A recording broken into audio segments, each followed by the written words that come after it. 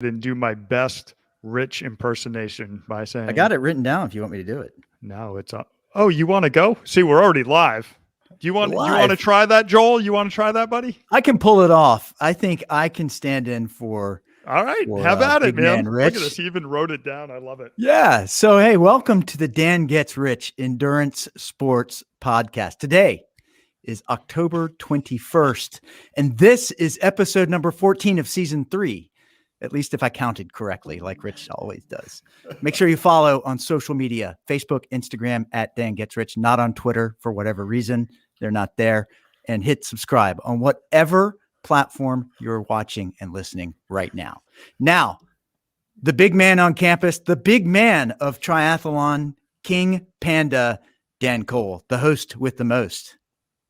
Well, I don't know if I'm the biggest. I think we have a bigger star with us right now, but I appreciate you doing that, Average Joel. I know you are your enunciation's a little bit better than Rich's. For the people that are listening to us, Average Joel is stepping in for Rich, who is playing King Pickle down in Orlando at some tournament. Hopefully he's throwing his pickle around and doing very well down there. So we'll see. I'm assuming, since I haven't heard from him all day, that's the case. But the one thing I thought, that Rich always starts off with a lot of gusto. He goes, "Yeah, welcome back to another," and then we go downhill from there. That's about the best thing that we have that goes on with this podcast. We're not going downhill today because we have a superstar on the show with us, a world record holder superstar, Sam the Man. Oh man, I am just going to be disappointing. I'm sorry we're screwed. There is no chance, Sam. You have packed in a lifetime of memories in like 7 months. So there's no way that it can go downhill from there. We had you on prior to you actually starting this journey. And for the people that don't know, Sam started back in May, I think it was now, right? May or April? That's exactly right. So end of May. So you started your journey of breaking the Guinness Book of World Records for the most 70.3 distances in one calendar year. And I know you had some competition out there when it first started. We'll get into that in a little bit. But obviously we are about little over halfway through right now. You probably have about 6 months, but obviously winter is going to be taking some time off. So I know your last race that you'll be doing in the calendar year is Chattanooga. Is that correct? So it is. We have 365 days. So we started in May. We'll finish in May. And that's exactly right. Chattanooga is going to be the last one, which will hold the world record. Wow. That is how awesome. many what will that number be?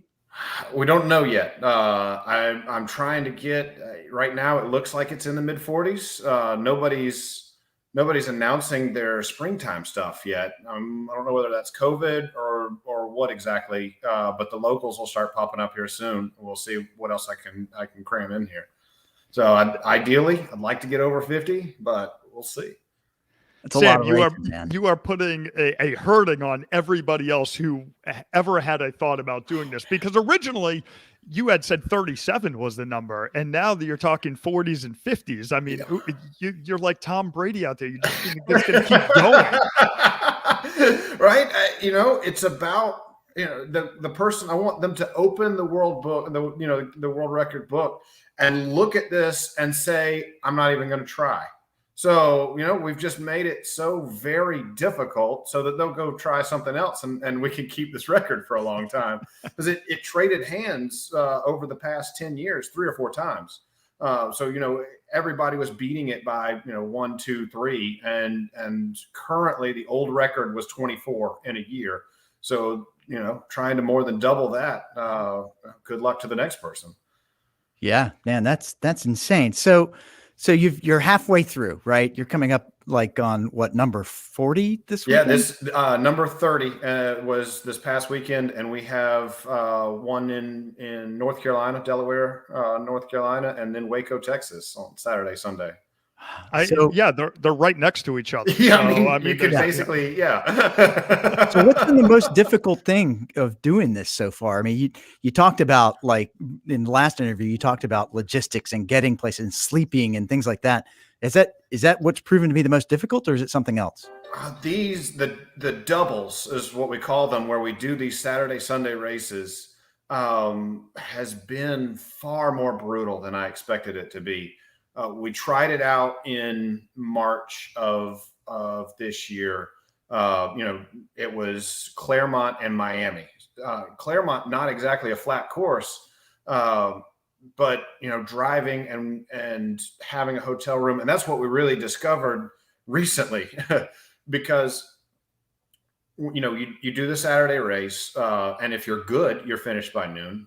We're finished by 2 or 3 o'clock, and so you've got to finish the race, grab your bike, pack it up, jump on the airplane, fly to the next city, land, get a rental car, and drive to the destination. By that time, it's then sometimes 2 o'clock, 3 o'clock in the morning, and you've got to get up at 4 anyway. So we've just parked the car right there at the race, lean the seats back, and sleep isn't exactly what's happened, but we've laid in the car. And so just an hour was one race, and that is just brutal. Because we've got to then get up and assemble the bike, and then go check in and do the race. But by the time the race has started, the adrenaline's kicked in. It's been good. But yeah, the travel certainly significantly harder than the racing. That's been a surprise. I mean, we knew it was going to be hard, and it's been significantly worse than expected. So, Sam, I'm a little disappointed. You're leaning back the seats. I figured you'd have a tent with some blow-up mattresses. Like, you are the king of preparation. I figured you'd have something that you could at least lay down. And I mean, you're not a small guy. You're probably 6'2", right? Is that Oh man, just 6 feet. But I'll take the credit. Thank you. I'm going to handle you my Tinder profile and put you in charge of that. But no, the 6'2" is that's the guidebook for when that's the sports book there. I'm about 7 feet tall. Yeah. So we tried this last one. We got a hotel room, and we didn't still get but 2 or 3 hours of sleep. But man, that makes a world of difference. The ability to lay down on a bed and get some sleep. So yeah, we don't have many of these doubles left. August, I think we did 7 or 8 races in 1 month, and that's too many. It was the lesson there, because we're kind of fried for a little bit there. So what's the longest distance you went between a Saturday race and a Sunday race? This one coming up is going to win, but prior to this, we did Seattle, Washington to Flagstaff, Arizona, and that, as it turns out, Flagstaff is at 6,000 feet. We didn't know that until we got there.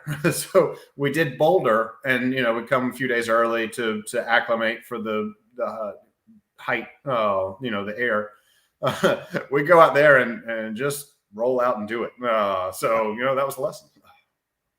One of those races on the West Coast, as we talked about, there was at the beginning of this, you had found out that someone else was trying to break this same record same year on some of the same courses. And he probably looked at what you were doing and said, F that, I'm not going to attempt this anymore. But you had met him at one of the races, and then somehow I heard the story through the grapevine that you actually were giving him a ride to one of the races. We did.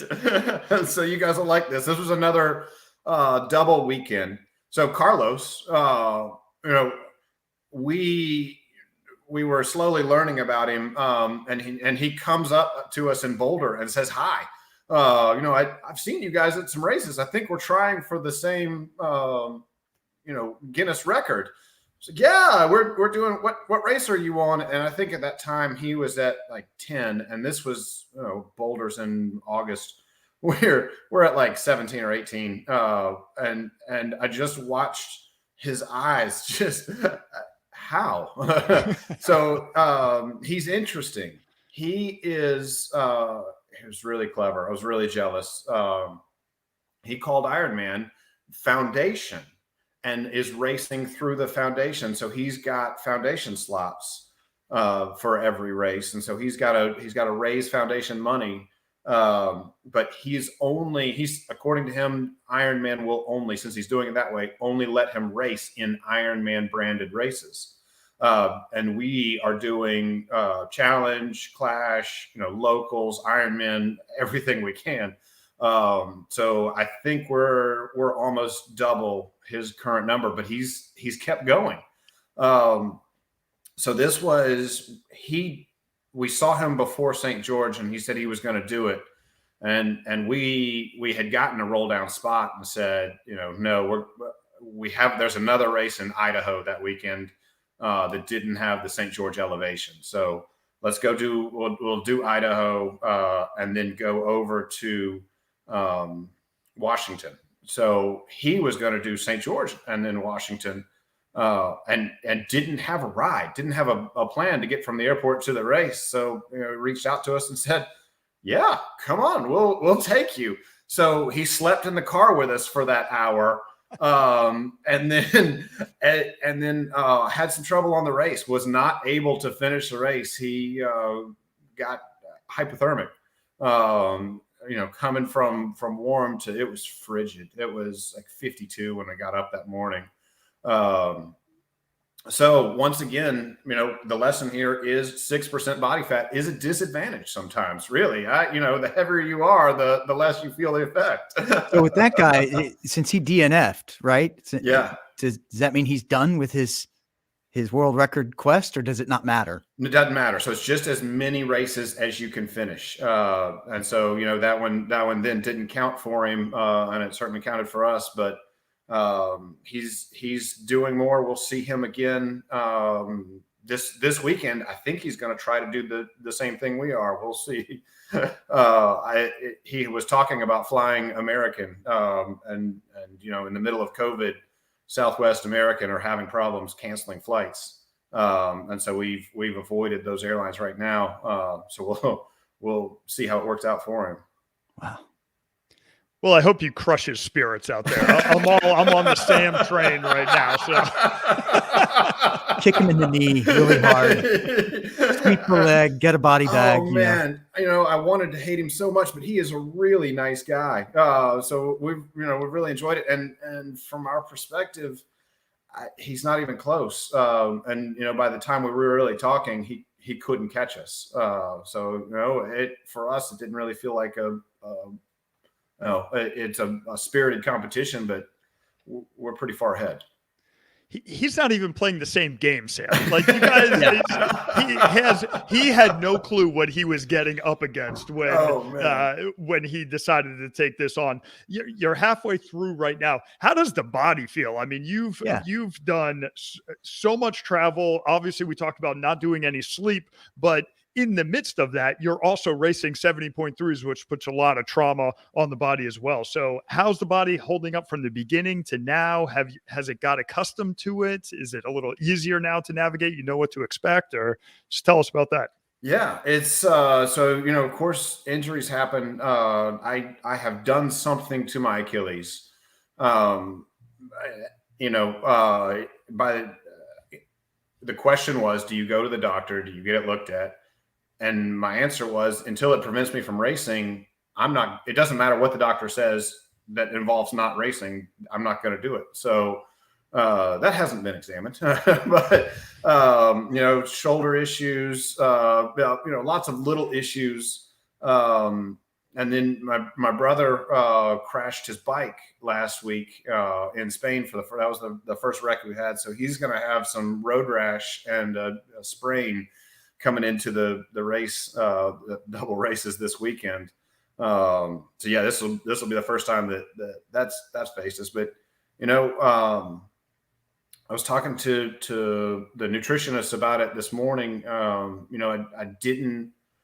don't feel like I'm needing as much nutrition on the course, and she said, that's normal as you become more fit, that you're able to access those fat stores more than needing the carbs immediately. So that made me feel good that maybe I'm getting fit. I think she's just trying to make me feel better, but I'll take it. It's fine. So have you lost a bunch of weight since it started, or you basically stayed the same? I had lost weight. You know how when you travel, you eat like crap. I travel a lot. So, yeah, my eating is just terrible. So, we're going to take this opportunity to refocus on that. November and December, there's not nearly as many races. So hopefully we can shed some of those pounds back off. But, oh man, going through the airport, Delta has the Sky Clubs where you can eat, whatever you want, and it's all garbage.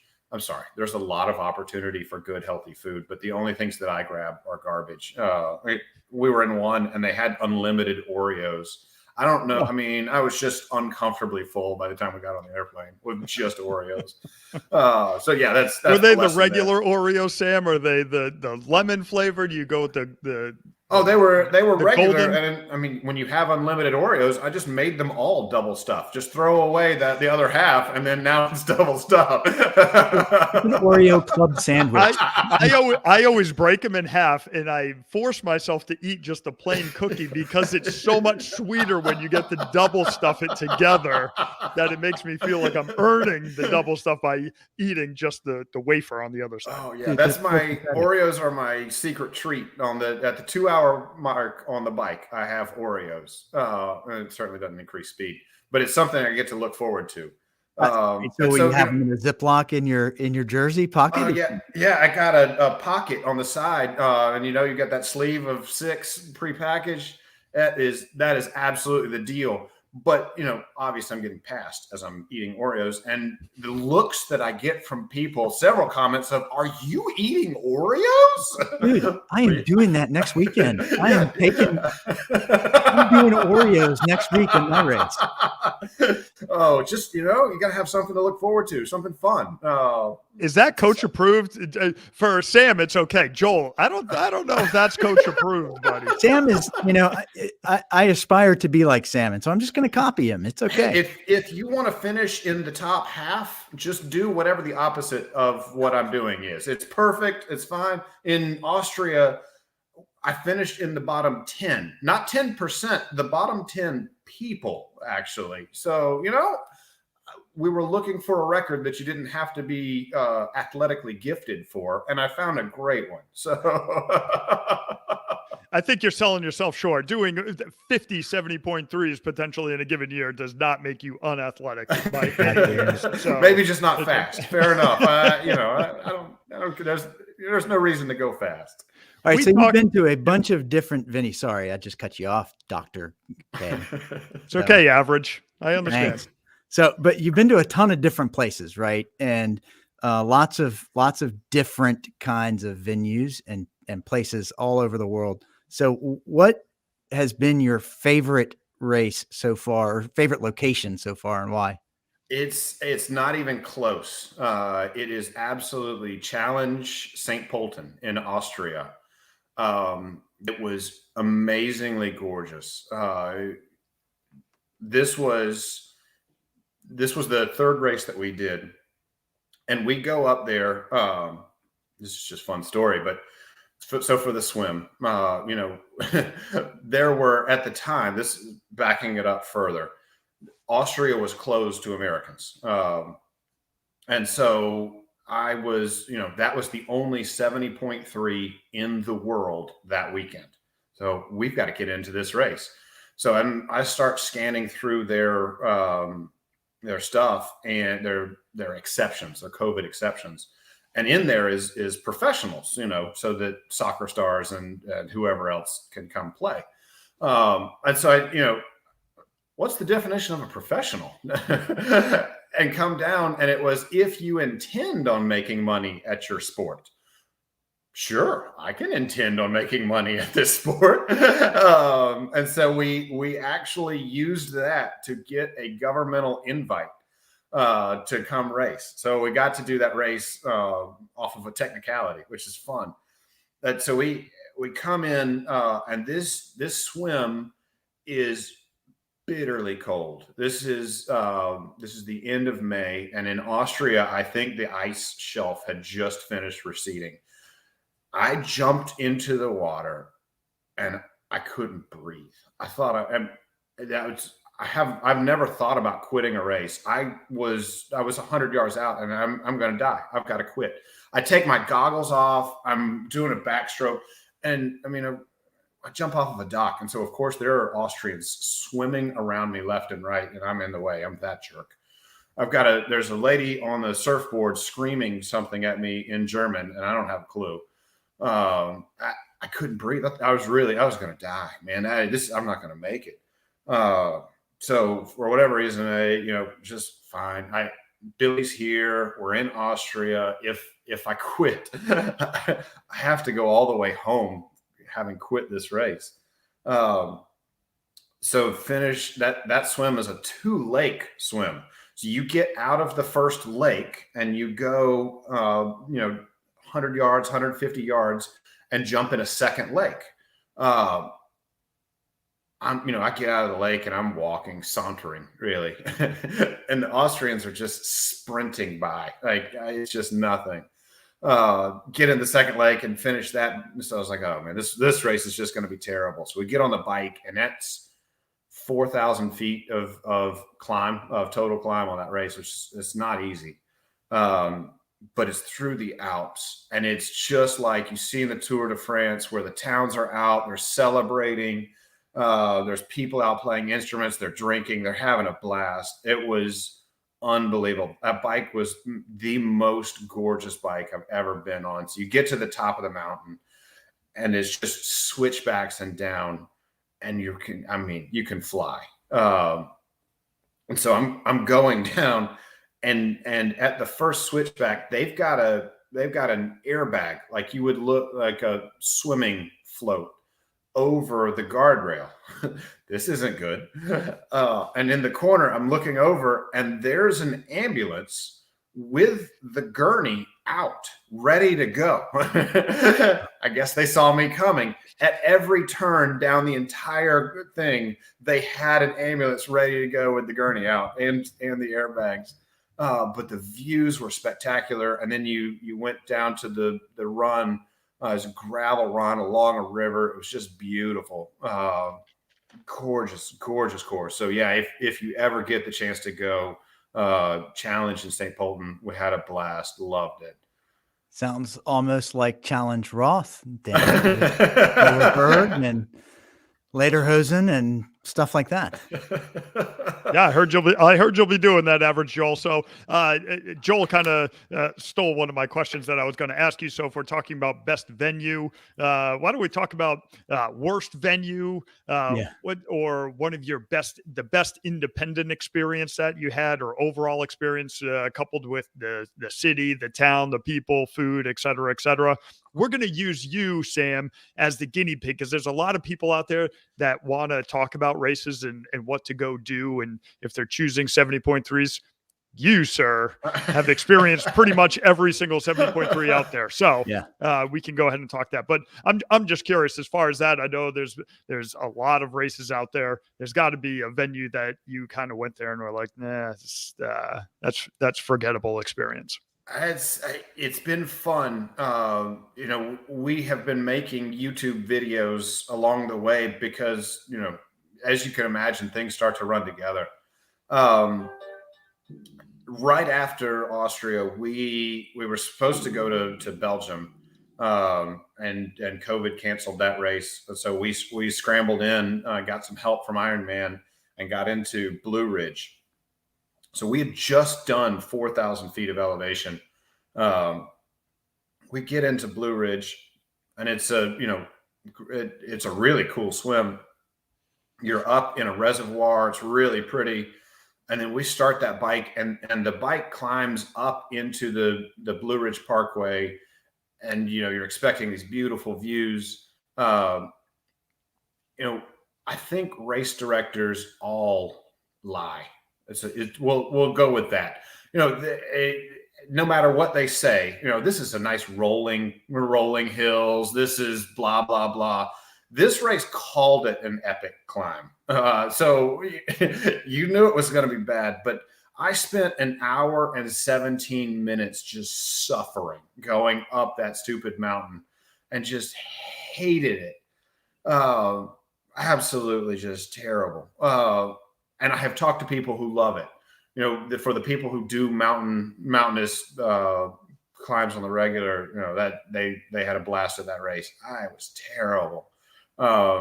The fun thing has been everybody has a very unique area for racing. They highlighting their own areas, their own courses. And so there haven't been any courses that have been just ugly or terrible or not worth doing. It's been interesting, getting to know race directors and that mentality. Different race directors like different things. And so, for instance, we did Bear Lake Crawl, I think is what it was called, in Bear Lake, Idaho. And the scenery is just amazing. It's in the mountains. It's just unbelievably gorgeous. And the race itself was an independent, but just so very poorly done. Right. So, it's very difficult. Actually, the Storm the Fort is like this a lot to me. You given the keys to a Ferrari to, just somebody who doesn't appreciate it. Storm the Fort, I think, could be such an incredible race. And it's just not. It was just, we're coming out of COVID, and a lot of race directors have had a hard time. And so, I hesitate to pass judgment, but I'm going to. But that one in particular, right? You got the cannonball if you're in the top three, and all he did was hand out cannonballs to the first place finishers. Sam, that's the whole reason people do that race. They want the cannonball, right? Yeah, right. And he hands out 2 cannonballs. It's like, man, come on, those things don't cost that much. And we did Mountain Man in Arizona. And if you ever get the chance to do that race, unless you're just looking to try, there are races like that where the race director is looking to punish you, or give you a challenge, I guess. I don't know. I see it as punishment. We did that race and absolutely hated it. You went up, you're in Arizona in July, and that's a fairly cold nice state. Cool. Yeah. It's a nice little 72-degree day. There's no actual tar in that asphalt. It's just rocks. And so your bike is just the entire time. But he sends you up a mountain, and then he just has you come back down it. Instead of, doing something creative at the top and having a cool experience, all you're doing is running up and down a hill. It drives me crazy that there's no thought put into that. You can tell when the race directors, we did one in Casagata, New York, where that race director is known for finding the most hills that it can and sending you up and down them. But when it makes sense to the course and it feels good on the course, I don't disagree with it. But when they just nonchalantly I'm going to send you up this hill and make you march down again, it just drives me absolutely nuts. Ironman Challenge, when you have that much money that you're able to buy a race or put on a race like that, they have a lot of options that locals don't. And so, you go do the Ironman and there's a cop at every one. We did one local, and it was a 2-loop bike. And on the second loop, you're coming through an intersection, and the volunteer had left. There's no cops. It's a blind alley. So I'm just praying as I'm going through this street. That's what you get with those. But then you have some, there's the Black Diamond in Washington. And there wasn't, less than 30 or 40 people in the half. So, a lot of those race directors will do a half Olympic and sprint to get the revenue. And so for less than 40 people, they still went the extra mile. They care about, they care about the race, and you see it in their product. It's really interesting. Where's that one located, Sam? That is Human Claw, Washington, just outside of Seattle. So yeah, it takes extra effort to find those races. Go to Ironman, and then you can easily search through their stuff. For locals, you've got to go to, there's not a great single website anywhere for all of triathlon, right? You can play with some Run Sign Up, you can play with TriFind. We found K226.com is really good at European stuff. And so, there's no one good hub for locate that's got a great search feature for these things. So have you thought about when all of this is said and done and over, sort of compiling your thoughts on each venue in like a book or a PDF that you post online somewhere, my story and each, the good, bad, and ugly of each venue and each place you went? That's a great idea, man. We've been doing these video journals, video diaries, excuse me, to be able to remember them. So we have good notes on every one. So we'll try. Excuse me. Too much talking. Sorry.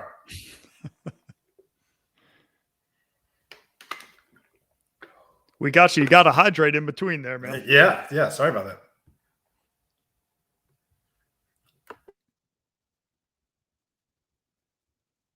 Sorry. Now I'm good. I'm better. Oh yeah. No, that'd be really cool. But Joel, I think I hear you're the man to talk to. I think we need to bring a 70.3 to Jacksonville. Now that would be kind of cool, huh? That'd be fun, right? It could be the panda half. Or the half panda, whichever applies. How do you split that panda? Just out of curiosity. It could get ugly, man. It could be really bad.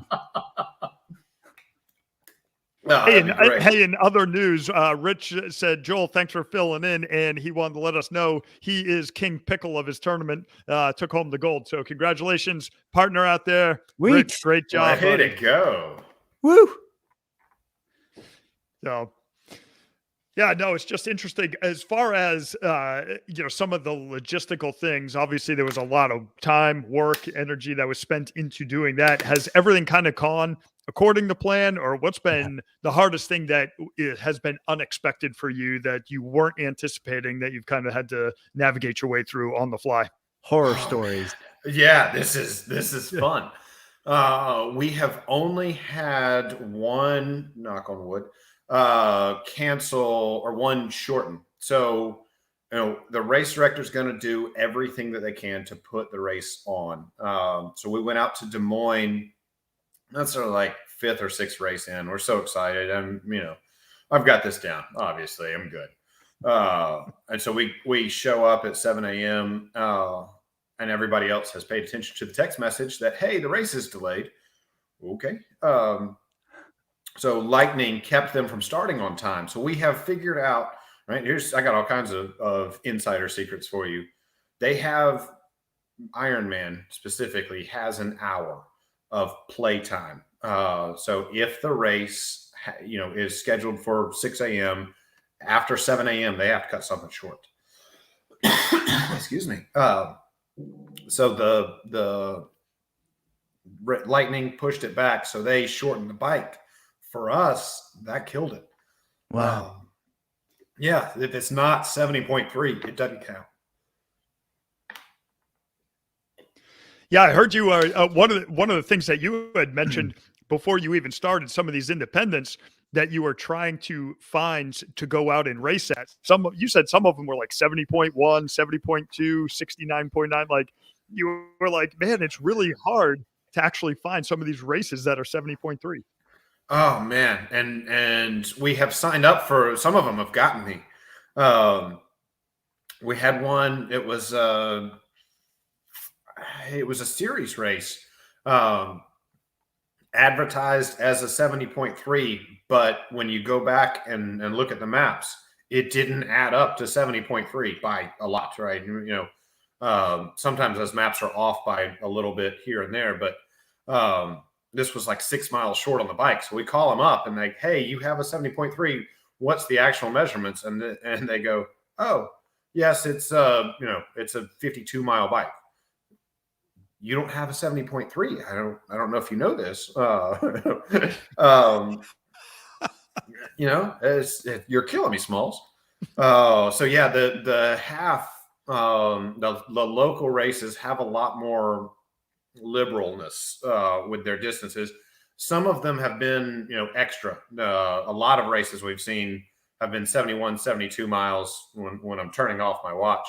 And for us, that's perfectly fine. As long as it's a minimum of 70.3, we're good. So yeah, the race courses are doing what they can. But there's no set standard for this. And so the iron distance, the half, excuse me, there's now, because Ironman is very protective of their brand, they have special logos. So whatever it is, long distance, full course, middle distance, whatever we've done to get around calling it a half or a full. So it makes it certainly has made it tough and made it frustrating when we scramble into things and races have canceled, and one we had was in Lake Tahoe, got canceled for fire. The smoke. They canceled it on Monday, and we scrambled into Storm the Fort and Maine. So we went and did a double instead. So what's been the reaction from race directors or excuse me? Yeah, or race directors and other athletes when you show up and you say, "Hey, yeah, we're here. We're out to break the world record." What kind of reaction are you getting from people? So it's been a lot of fun, early on. So we have our jerseys have slashes on the back to mark where we've been. Early on, they, you're 5 races in, nobody really cares. And we have to get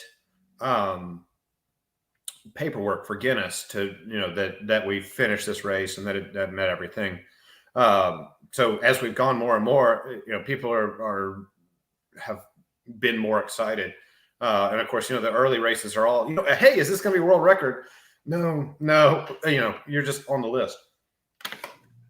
But now we were in Mallorca, Spain last weekend, and racing in the U.S. versus racing internationally.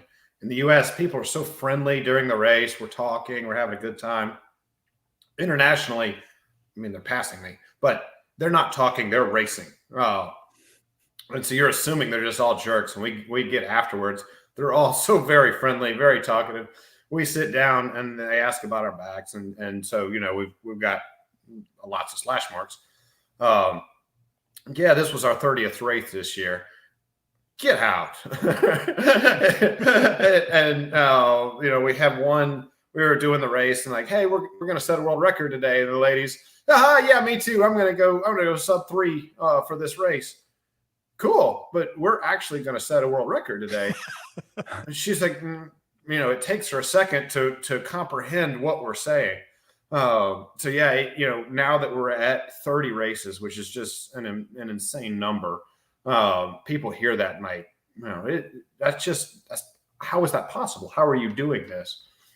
And I don't know. It's generally the answer. So how do you do this? We'll find out. We'll find out together. Wow.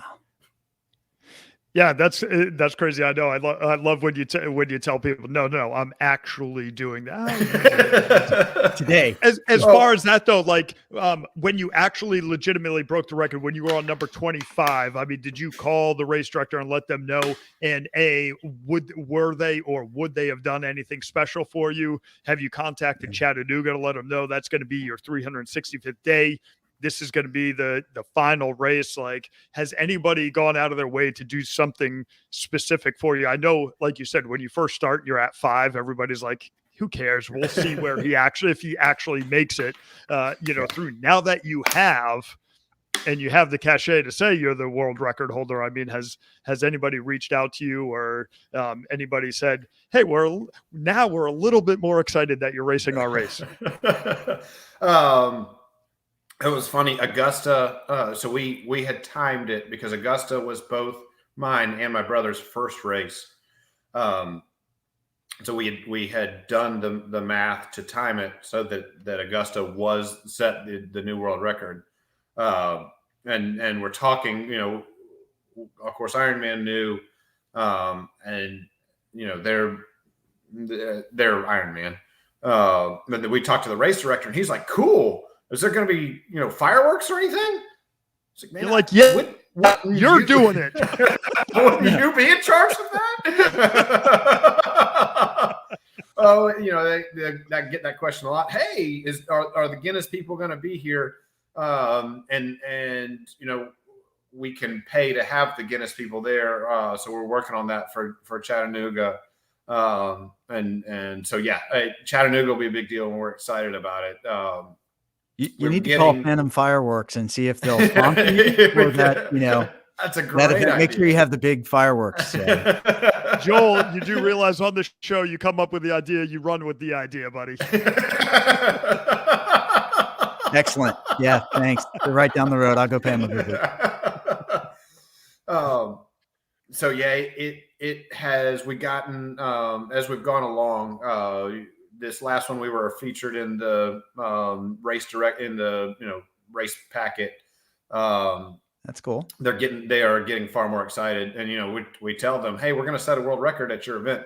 It's going to last a week or less because I'm going to set a new world record next week. But your event is going to be a world record, and they do get excited about that. So have you had like fun. TV stations come out and do episodes on you and stuff? No, we did make the front page of the Augusta paper though, and was transposed into Athens, Georgia. So we were super excited about that. So yeah, we'll see as we've gone along. It's been far more excitement has grown. Sure. Yeah. That's kind of cool though. Good. They need to be spending more attention on that. And you would figure, like, if you contacted Ironman, and I know Ironman's been such a-holes about everything that they do. And Rich and I talked about this last time we were on the podcast, or last week when we did the podcast. We're like, they had a 50-50 chance of doing the right thing for like an entire year or 2 years. They've chosen the wrong answer every single time over the course of the year. So now Ironman has with the Iron Cowboy, they were basically like trying to sue him because someone had posted that he was doing Ironmans, and they're like, he's not doing Ironmans, he's doing a distance. And but now you talk about the 70.3s. Yes, if they were going to do something and they want to bring additional recognition to the sport, I think yes, Chattanooga would be a great time to do that. And that race, even though it's well supported already, I mean, I think would bring a lot of cachet not only to Chattanooga CVB, if you're listening, would be a great thing as well. But no, I think Ironman should go out of their way for you. Thanks very much. I started. I am with you. The outside of Ironman, the shell of Ironman, is just this fortress of terrible. Right? Anything you email to them, their automatic answer is no. Why? We started with that. It was literally this weekend's race. We were like, hey, I want to do an Ironman in North Carolina. I want to do an Ironman in Waco. You can get twice as much money. You guys should encourage this. This is a fantastic idea. But obviously, I can't be in Waco the day before the race because I'll be racing. So I couldn't get any traction whatsoever. And of course, you send it to Ironman Waco at ironman.com or their standard, and it's obviously no. Inside of that horrible shell is just this soft nougaty center of good people. And once you can get to those people. Are we talking about Milky Way right now? I'm hungry. Oh, there are, inside of Ironman, there are really good people, the race directors themselves. So when you're looking for something from Ironman or from a race, no, just bypass that stupid email. You can find these emails online. They're out there. Go directly to the race director, obviously not the day before the race. But and you can get so much further because they care about their race. And for some of these, they were race directors that Ironman bought out, or some of these have been brought on and love it. But there's a passion there rather than I'm with you, that stupid Ironman. Just, it's not hard to make people happy. And given, what we just had, you'd think you'd want to make your customer happy. Challenge is the exact opposite. And you send an email into their standard email, and they go through and they try to find a way to make stuff happen. And so it's an exact opposite approach. And I think we see the growth of Challenge out of that. That's sure. my Ironman 2 cents. No, and then we always talk about, like, because of Ironman and because of what they've done, I mean, they pretty much have the 2 signature races. And of course, they haven't had their world championship for a while. So now they're like, fuck it, everybody's a world champion. Come on, we're going to have everybody come and pay $700. We're going to make some races out of it. Everybody's allowed to race in the virtual USA triathlon championship. Man, can you imagine, if you've already been to Kona, then probably doing the one world championship in the US would be super cool. But if I've qualified for Kona, then I'm giving you the double bird on St. George. And I don't mean anything bad to St. George by that, but I want Kona. That's what I got here for. So do you think it'll ever go back to, or you think it will go back to Kona, or will it continue to rotate around? No. It's just too popular, right? And I was thinking about this the other day. You remember it couldn't have been 5 or 6 years ago. You had to volunteer for Ironman Florida to be able to race Ironman Florida the next year, right? The races used to be very difficult to get into. And now there's so many of them that there's not that prestige. There's not that. And Kona is the last one with it. And so, that Ironman brand protecting that, I'd be shocked if they started rotating it. Speaking of, did you hear they just announced a new Ironman race in North America? No, where is it? Des Moines, Iowa. Look at the shocked look on Dan's face. That's fantastic. I love Des Moines, Iowa. I've been talking about Des Moines for years with Rich on the podcast, saying if you ever go do a race, Des Moines is freaking the place to do it. I mean, I love the venue up there. I love that you're running through the Capitol, through the streets of downtown. It's just a great venue. They got a river that you run along before you head into downtown. And when I did it, they shut down all the streets. Like people were everywhere. It was a big party. I mean, is that where High V was? What? Yeah, it was the High V. Yeah, it was the High V triathlon. Absolutely loved that race out there. Now that they're doing a full I'm not going to do it because I'm not doing those anymore. But I would love to go out there and watch people do. Hey, man, we've all been there.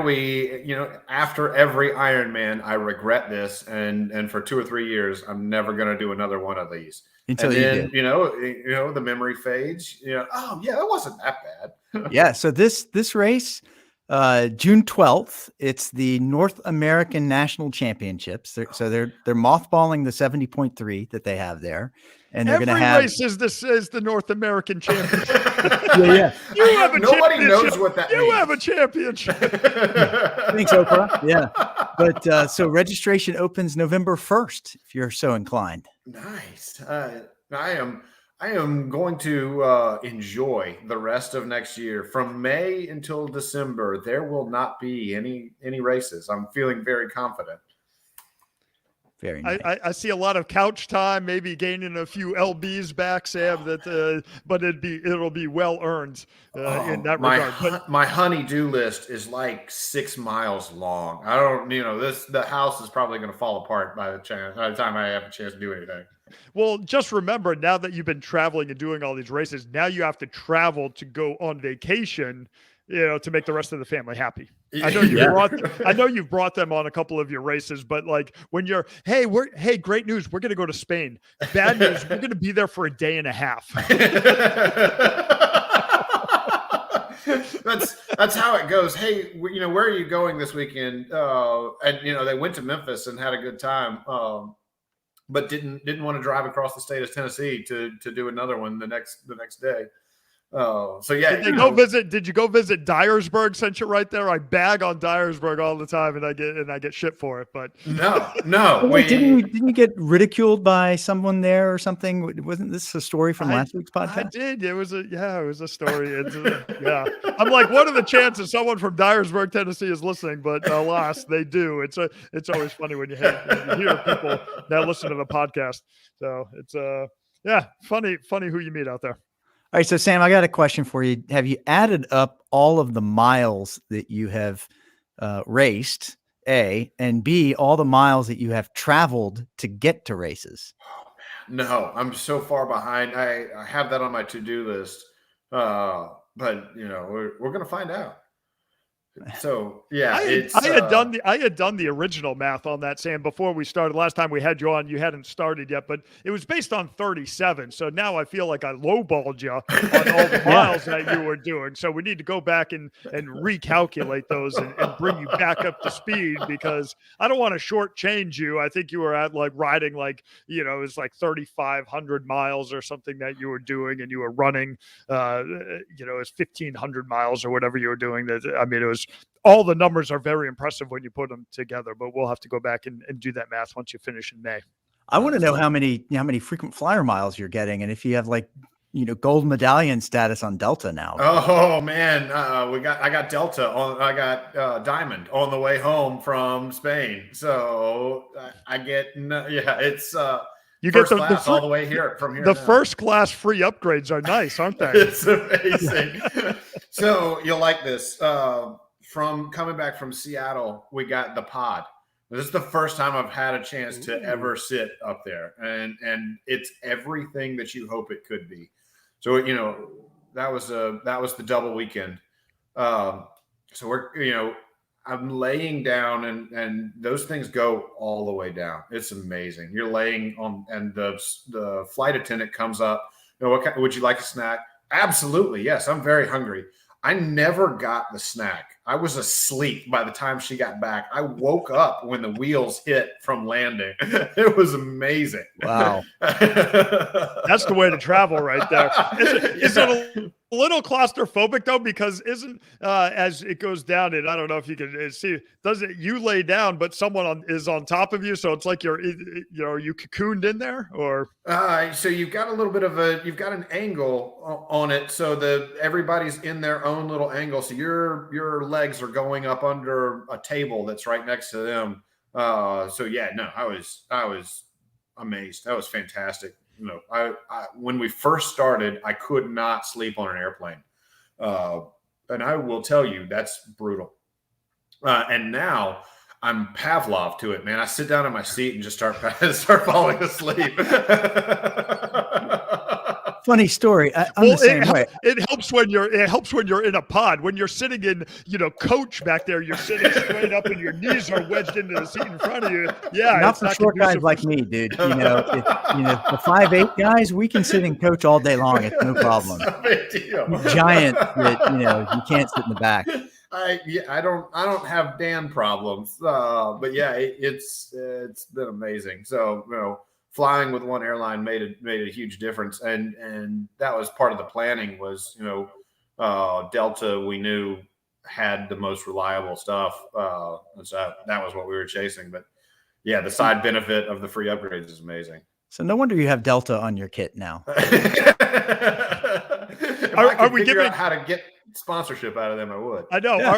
Are we calling out like Hyper Ice or like Normatec boots? I'm sure you're traveling with something to help that, right? I mean, as far as recovery goes, are you doing anything like that?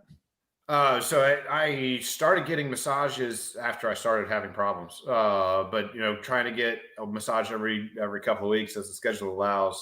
But yeah, I do the I'm gonna come up with it in a minute. Air Relax.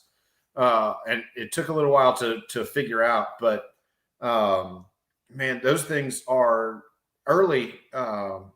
They're officially qualified as a medical device, so they don't count as a bag. Was where I started. Yeah.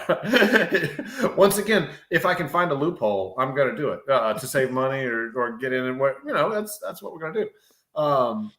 So those things have been a lifesaver, and you get the most hilarious because they'll plug into an airplane. So I'm sitting in my seat with my air relaxes, feeling bad for whoever's sitting next to me. Sorry, guy, I'm about to take up all three of these seats. Legs straight out. And I'm about to pull my shorts up really high. Now you need the arm ones and the shoulder ones so you look like the Stay Puft Man stretched out. We'll try that for the next flight. It'll be fantastic. So when you see the video of people getting kicked out of flight, it'll be me. It'll be fine. Sam travels with his own emergency flotation devices. Oh man. Yeah, go ahead. The bike case has been the most fascinating. So we bought the bike end bike cases. I don't know if you've seen them. They're very nice. And it was good because we were going to be using it a lot. But I can't get in touch with those guys. I have emailed, called, smoke signaled. I don't know if they went out of business or what the bike end deal is, because they make a great case, but it's very possible that COVID just, obviously there's not a lot of bikes needing to travel for the last year. If they just folded up shop, I don't know what the deal is. Man. So you talked about giving your arch rival a ride and how that was pretty funny, but what's the funniest thing that has happened at any race this year? Wow. That's a fantastic question. Was it when you slashed his tire in the back seat before his race? What are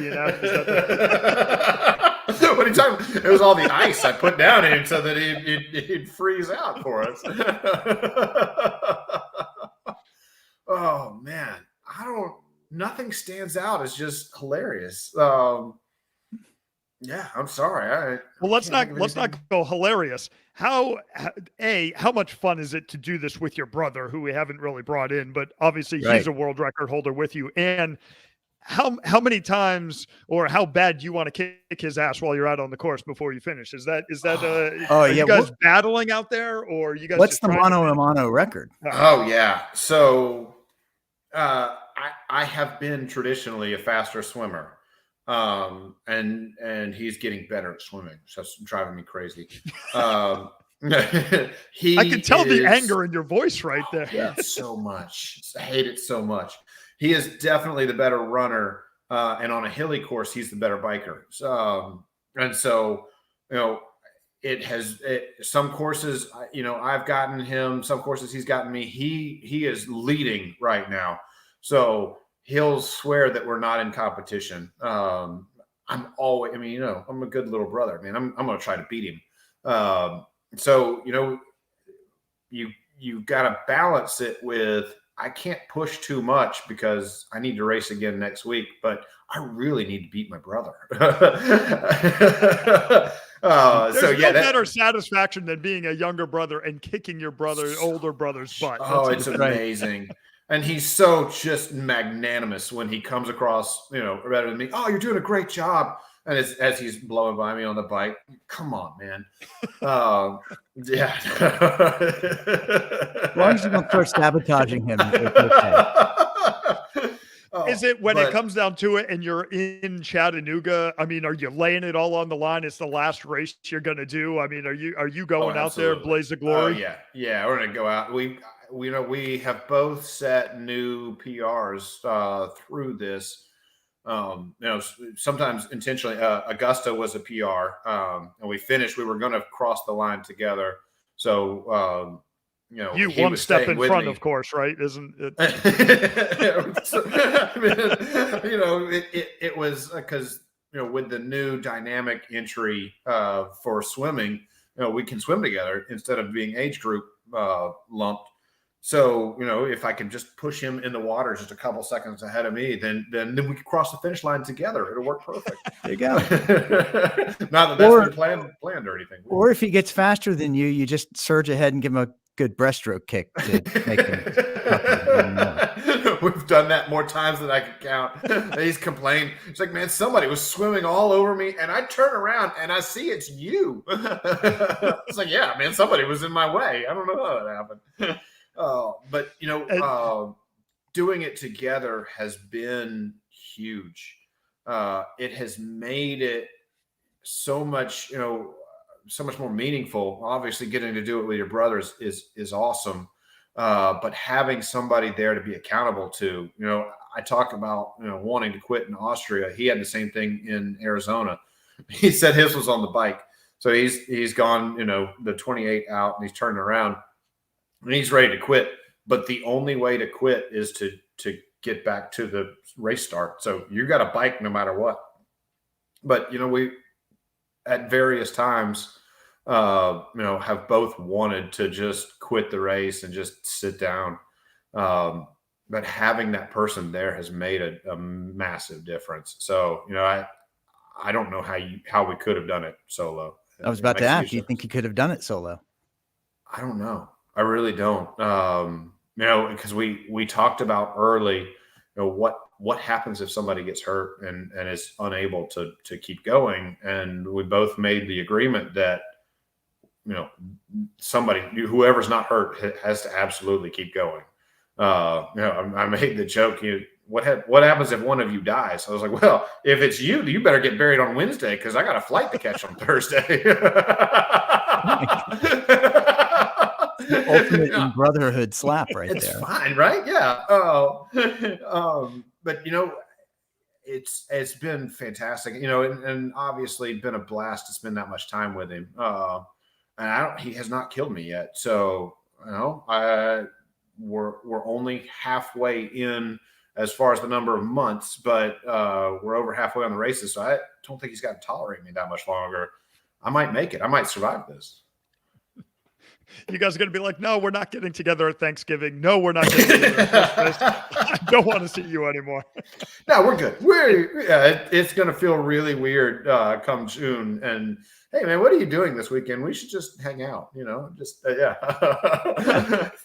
You just want to hop on a plane for fun. We got medallion status. We're good. And we've got all these frequent flyer miles. Why don't we just,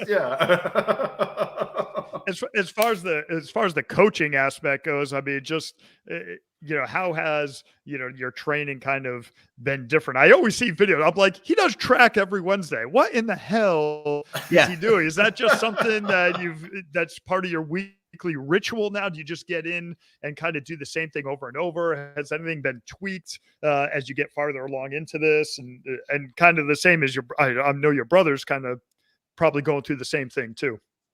Yeah, that's been interesting since we have different coaches. Sky has done a phenomenal job.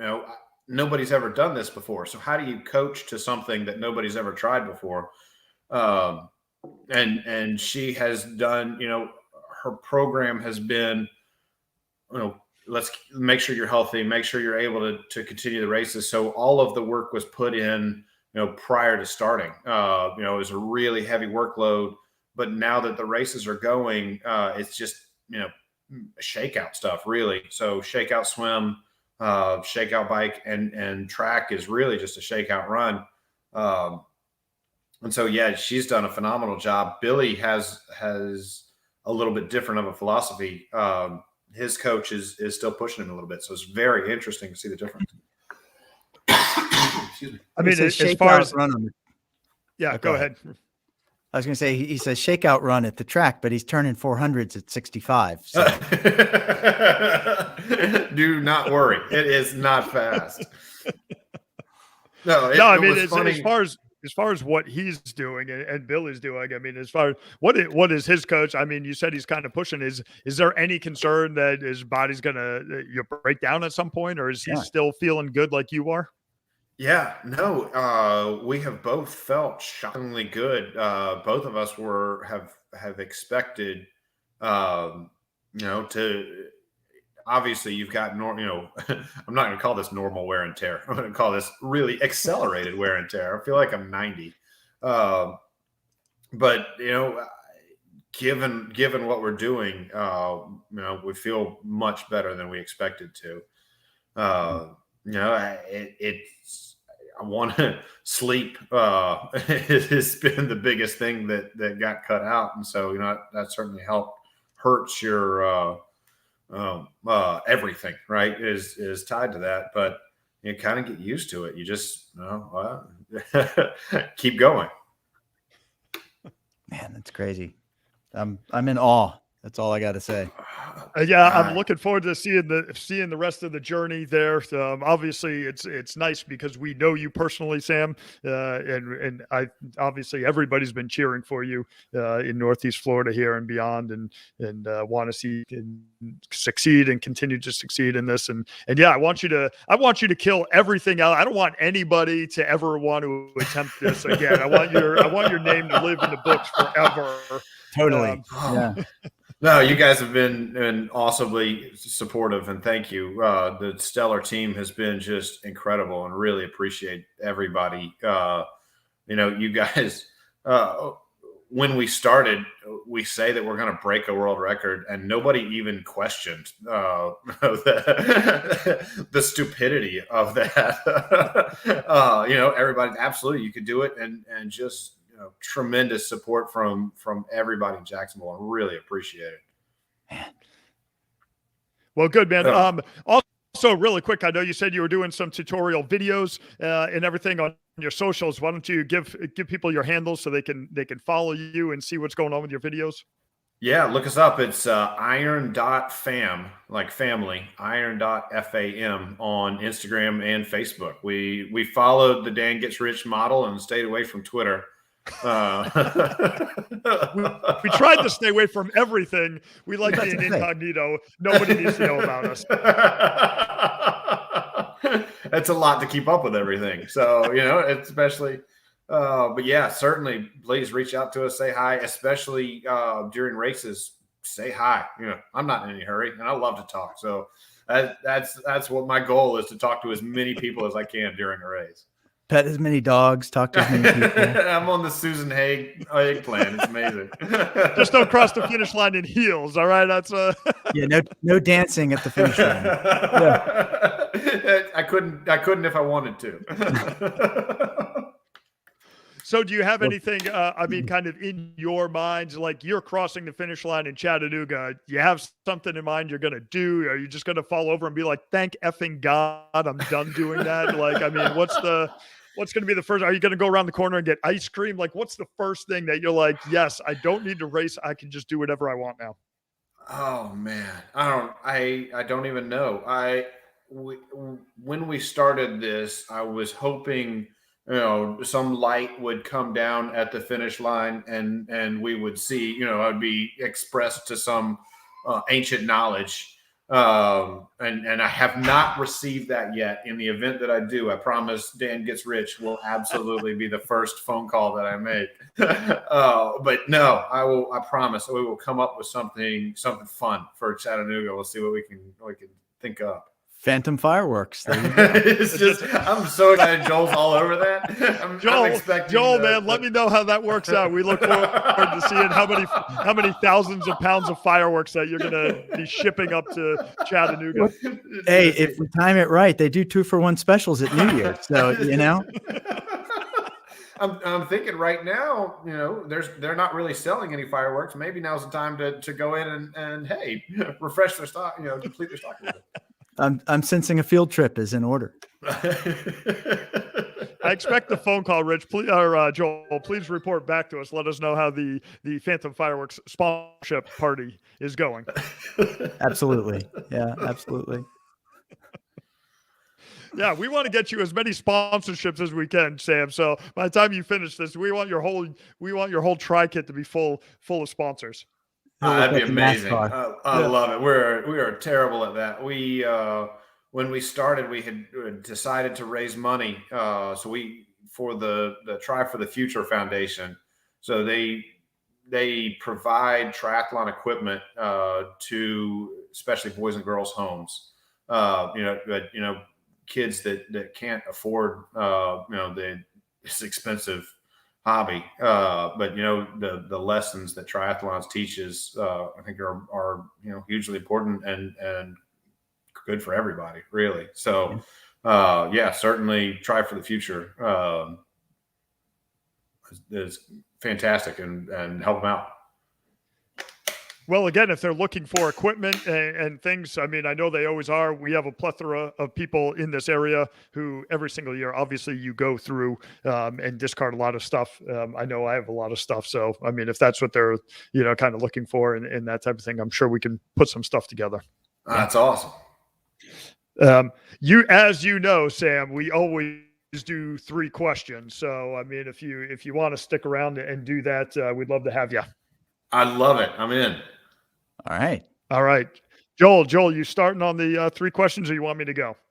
No, I've got a good one teed up here. So there was another world record that was set this week, in fact, by a guy named Harvey Lewis. Does that name ring a bell to you?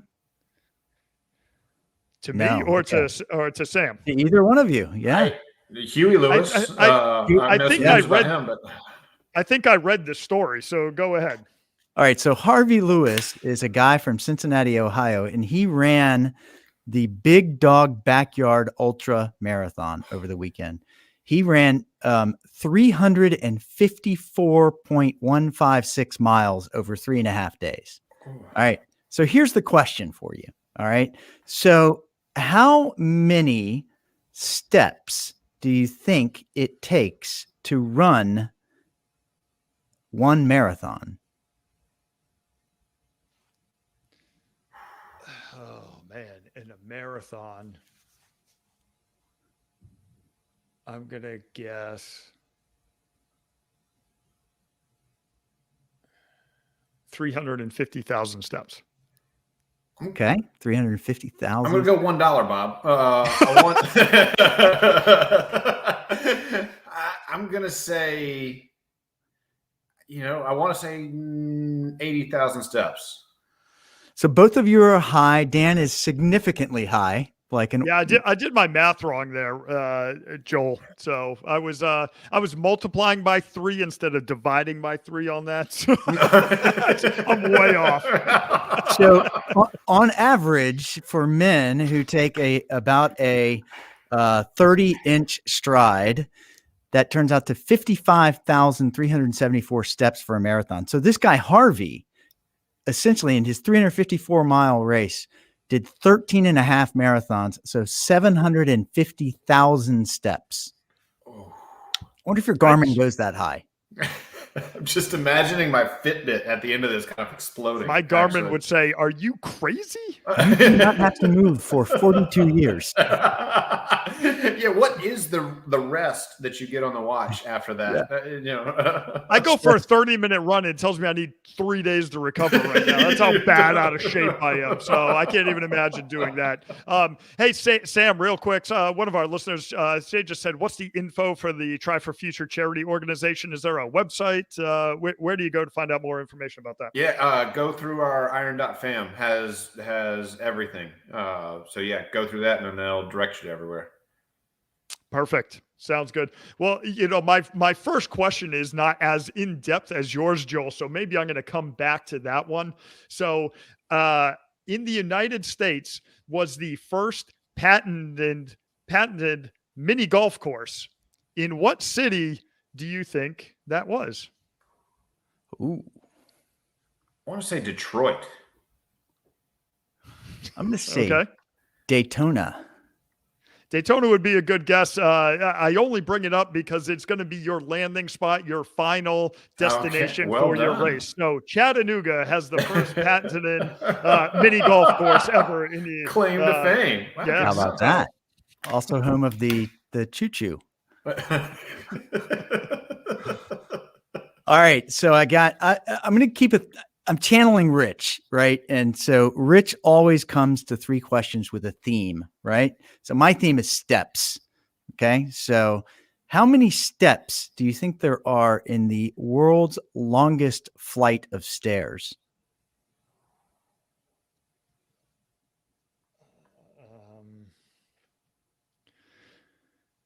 The world's longest flight of stairs. I'm going to say 916. Okay. No, I'm going to go 3,600. Close. Not quite. 11,674. Oh. I suck at your games, Joel. I'm glad you're just a guest host. Sorry, you suck at Rich's questions too. If you go back and listen to them. I'm telling you, when you're listening, these things are so easy, and you're asking, obscure questions like, oh, obviously that's FDR. And then you come to here and you're on the show and it's impossible. Yeah. It's a wholly different animal. My next one will be easier, I promise. Okay. Oh, well, I'm glad it's going to be a little bit easier. True or false? There's a company that turns dead bodies into ocean reef. You guys buying that or selling that? Oh, true. Hard yeah. true. Totally. Yeah, concrete. It says there's a company, Eternal Reefs is what it calls, offers an innovative solution and mixes cremated remains of a person with concrete to create a pearl, quote unquote pearl, on which loved ones can etch personal messages, handprints for environmentally friendly mementos. The pearl is then encased in a reef ball and dropped into the sea. So for all those people that don't want to be buried and want a unique way, there you go. My stepdad and myself have talked about the Viking burial where they put you on a raft, they put you out in the ocean, and they shoot a flaming arrow out on there, and that's I think that's the way we're going to try to go. I need to go rewrite my will. That sounds like a pretty epic way to go out. That's amazing. Except with my luck, I'd actually make it out to sea. No one would ever hit it with the flaming arrow. I would just be floating around, exactly smelling of gasoline. Wow. It sounds more like Eternal Reefer, not Eternal Reef. Whoever came up with that idea. Yeah. All right. What you got for me? All right. The last one, again, another step question, but this one's probably a little bit easier. So we all, as triathletes and cyclists, have done something occasionally called changing a flat bike tire, right?